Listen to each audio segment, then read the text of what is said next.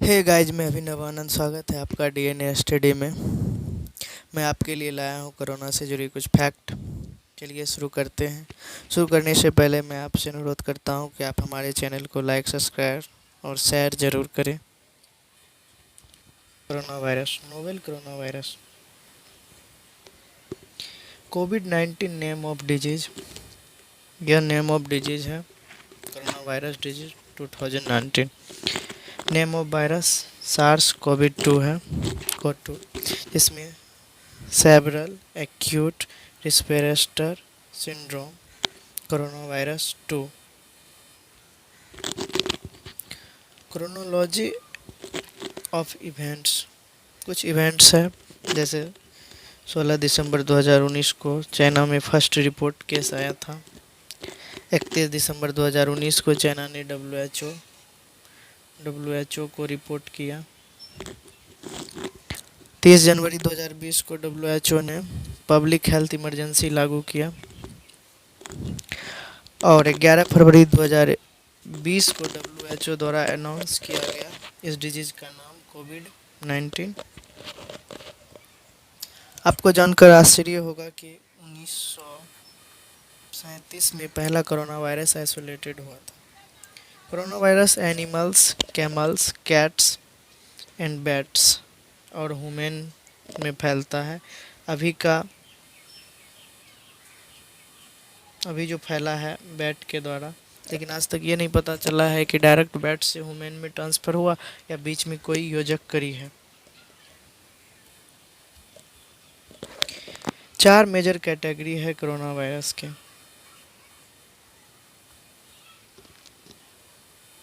Alpha, beta,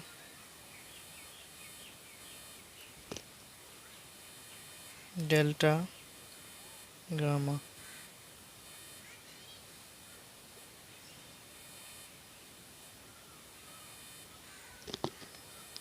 alpha और beta human में होते हैं और सबसे ज़्यादा खतरनाक बीटा होता है, डेंजर। 7 टाइप ऑफ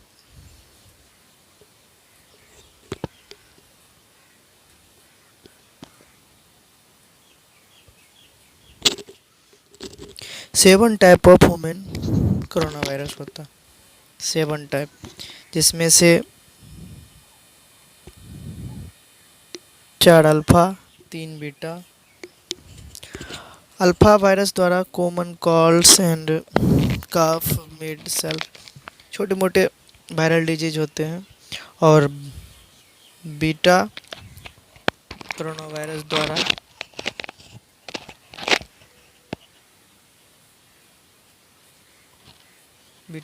वायरस द्वारा खतरनाक और सबसे जानलेवा बीमारियां होती है, जैसे सार्स को, जो एपिडेमिक था 2002 में आया था, जिसमें फैटिलिटी 9% था। उसके बाद मार्स को, ये 2012 में आया था, इसमें मृत्यु दर 50% था। और उसके बाद अभी 2019 नोवेल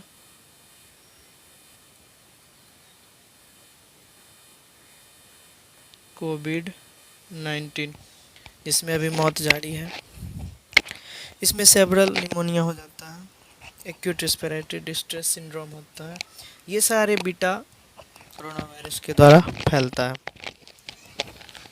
आपको बता दें कि सार्स को 2002 में जो फैला वो भी चाइना में था, और मार्स को तो 2012 में जो फैला वो सऊदी अरेबिया में हुआ था। और 2019 नोवेल कोरोना वायरस, ये भी चाइना की ही देन है, आप चाइनीज वायरस कह सकते हैं। चलिए आगे बढ़ते हैं। इसकी कुछ सिम्टम्स है, जैसे फीवर, कफ, चिल्स, बुखार के बाद ज़्यादा ठंड लगना, कँपकँपी आना, मसल्स पेन, मांसपेशियों में दर्द, टेस्टलेस और स्मेललेस, आदि आदि। WHO के द्वारा कोरोना वायरस को 3 परिस्थितियों में बांटा है: पेंडेमिक, पेंडेमिक, एंडेमिक और एपिडेमिक। पेंडेमिक विश्वव्यापी हो विश्वव्यापी, हर एक जगह फैल जाना। एंडेमिक कोई एक प्रॉपर एरिया में। और एपिडेमिक, जिस तरह से कुछ दिन पहले कोरोना वायरस चीन में एंडेमिक था। चलिए इसके से आगे जानते हैं structure of corona virus. Corona virus single strand RNA का बना होता है, सिंगल स्ट्रैंड आरएनए का, जिसमें आरएनए और प्रोटीन का बना होता है। जो आरएनए और प्रोटीन मिलके न्यूक्लियोकैप्सिड बनाता है। इसमें लिपिड मेम्ब्रेन प्लस प्रोटीन होता है, जिसमें प्रोटीन एम और ई पाया जाता है।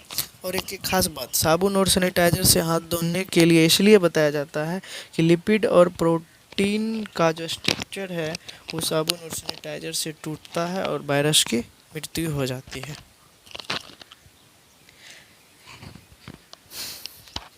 कोरोना वायरस को कोरोना इसीलिए कहा गया कि कोरोना एक लैटिन वर्ड है जिसमें ग्राउंड से लिया गया, जिसका शेप ग्राउंड ताज के आकार का होता है, इसीलिए इसे कोरोना नाम दिया गया। चलिए आगे बढ़ते हैं। सबसे जरूरी बात की है फैलता कैसे। कोविड-19 इज ए जोनोटिक वायरस, अर्थात source of virus is animals. और आज का जो वायरस है कोरोना वायरस, ये बैट्स के द्वारा फैला है, आप सभी को पता है। सबसे ज़्यादा फैलाव ड्रॉपलेट्स के द्वारा होता है, droplets, aerosols, contact, mouth, nose, etc। Bio aerosols के द्वारा सोशल डिस्टेंसिंग जरूरी करना पड़ता है। जैसे कोई आदमी छींक दी या खांस रहा है, उसके मुंह से ड्रॉपलेट्स गिर रहा है, वातावरण में फैल रहा है। अगर उससे हम सोशल डिस्टेंसिंग की दूरी में रहेंगे तो ये ड्रॉपलेट्स के कांटेक्ट में हम नहीं आएंगे।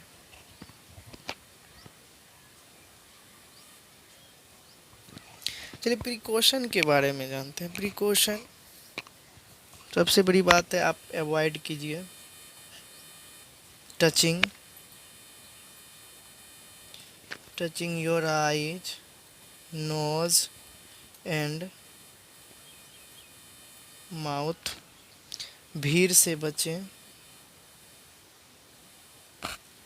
सोशल डिस्टेंसिंग का पालन करें, कम से कम 2 मीटर की दूरी बनाए रखें, हाथ अच्छे से धोएं,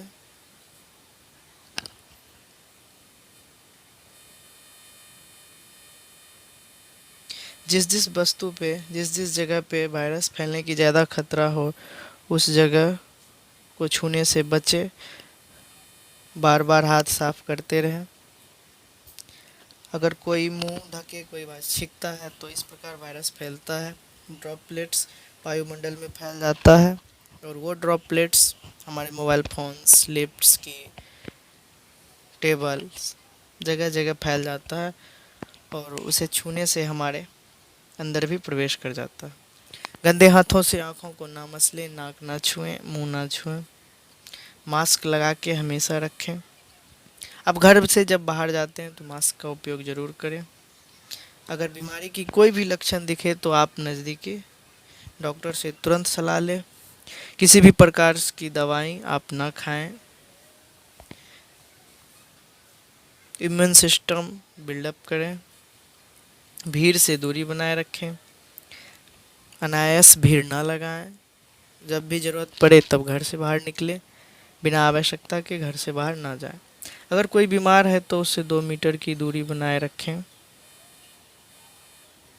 या हमेशा सोशल डिस्टेंसिंग का पालन करें, क्योंकि सबसे बड़ी चैन ब्रेक सोशल डिस्टेंसिंग से ही होता है। कितना भी हम मास्क लगा ले, कुछ कर ले, बट सोशल डिस्टेंसिंग बहुत ही इम्पोर्टेंट है। वायरस चीज़ों पे 48 घंटा रह सकता है, इसीलिए हमेशा कुछ ऐसे चीज़ों हैं जिसकी सफाई हमेशा करते रहनी चाहिए। मोबाइल फ़ोन्स, टेबल्स, डोर की, लिफ्ट्स की, कीबोर्ड, माउस, स्टिकर। हाथों को कम से कम 20 सेकंड तक धोएं। अच्छे से हाथों के आगे पीछे करके धोएं। इस प्रोसेस से हाथ आप धो सकते हैं। अपनी निजी चीज़ों की शेयर दूसरों के साथ ना करें, जैसे टॉवेल्स, क्लॉथ्स। हैंडशेक ना करें। पौष्टिक भोजन करें। विटामिन सी लें, प्रोटीन्स लें। इम्यून सिस्टम को बिल्डअप करने की हर संभव प्रयास करें। बाहर के खानों से बचें। स्वस्थ रहें, बीमारी से बचें। अपने बुजुर्ग का ख्याल रखें और बच्चों का ख्याल रखें। घर से बाहर ना जाने दें, क्योंकि उन सब का इम्यून सिस्टम बहुत ही कमज़ोर होती है, जिसके कारण ये वायरस ज़्यादा इफ़ेक्टिव बुजुर्ग और बच्चों में होता है। हम अपने इम्यून सिस्टम को बिल्डअप करने पे ध्यान दें। जितना भी विटामिन सी, स्वस्थ स्वच्छ भोजन, स्वस्थ वातावरण में रहें। आसपास सफाई बनाए रखें। बुजुर्ग का ख्याल रखें। सोशल डिस्टेंसिंग का पालन करें और कोरोना वायरस को हम सब मिलके लड़ें। हमें बीमारी से लड़ना है, बीमार से नहीं। Thanks for watching me once again. आप सबका बहुत बहुत धन्यवाद। आप कीमती समय निकाल के हमारे इस वीडियो को देखें, जाने। एग्ज़ाम पॉइंट ऑफ व्यू से आप लोगों के लिए बहुत ही इम्पोर्टेंट है। फिर से लाइक शेयर सब्सक्राइब ज़रूर करें। Thank you.